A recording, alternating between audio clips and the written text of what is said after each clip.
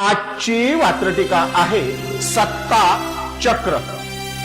सदरील वात्रटिका माझ्या दैनिक झुंजार नेपाळच्या फेरफटका या वात्रटिका सदरामध्ये 18 जानेवारी 2026 रोजी प्रसिद्ध झालेली आहे।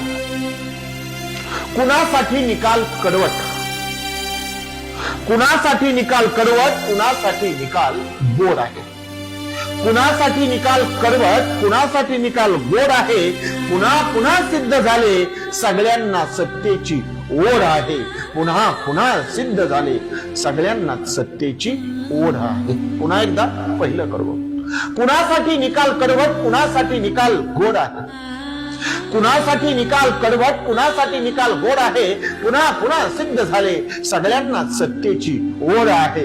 पुन्हा पुन्हा सिद्ध झाले सगळ्यांना सत्तेची ओढ आहे। सगळ्यांना सत्तेची ओढ आहे। 80% समाजकारण आणि 20% राजकारण हे वाक्य या ठिकाणी उलट होताना आपण नेहमी पाहत आलेलो आहोत। वात्रटिकेचं पुढचं आणि दुसरं करू। ज्याच्याकडे सत्ता आहे, ज्याच्याकडे सत्ता आहे त्यालाच लोकशाही पावते आहे। अनेक निवडणुकांमध्ये ते दिसलेलं सत्य।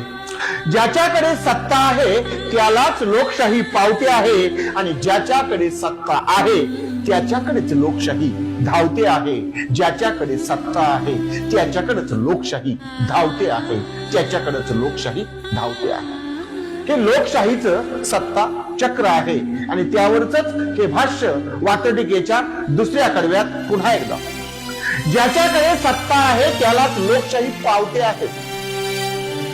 ज्याच्याकडे सत्ता आहे त्यालाच लोकशाही पावते आहे आणि ज्याच्याकडे सत्ता आहे त्याच्या मागेच लोकशाही धावते आहे। ज्याच्याकडे सत्ता आहे